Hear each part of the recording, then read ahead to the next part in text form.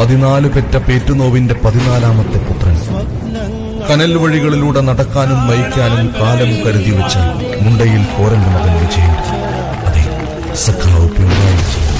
ഉണർവായി ഉശിരായി മിന്നൽ പിണറായി അവതാരമായി പിറന്നു ചുവപ്പ്.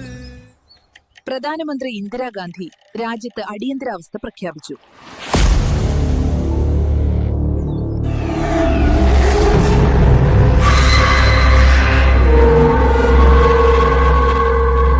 കമ്മ്യൂണിസ്റ്റുകാർ പരസ്പരം പേര് വിളിച്ചല്ല സംബോധന ചെയ്യേണ്ടത്, സഖാവെ എന്നാണ് വിളിക്കേണ്ടത്.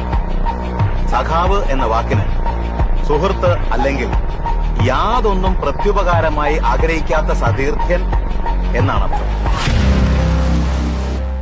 എല്ലായിടത്തും പോലീസ് നമ്മളെ നിരീക്ഷിച്ചുകൊണ്ടിരിക്കുന്നു എന്ന് വച്ചു നമ്മൾക്ക് രാഷ്ട്രീയ പ്രവർത്തനം നിർത്താനാവില്ല.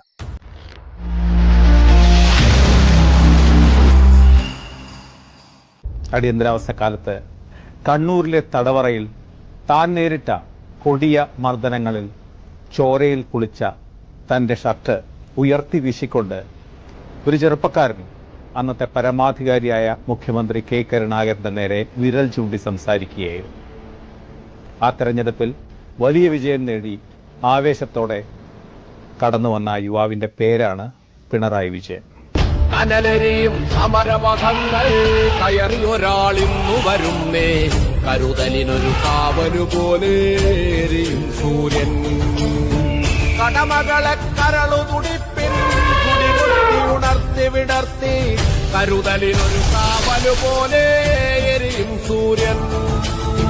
നെറിയുള്ളൊരു നിങ്ങളുടെ അടിയന്തരാവസ്ഥയ്ക്ക് ശേഷം ഒരു കാലം വരും, അതിന്റെ പേരായിരിക്കും ജനാധിപത്യം.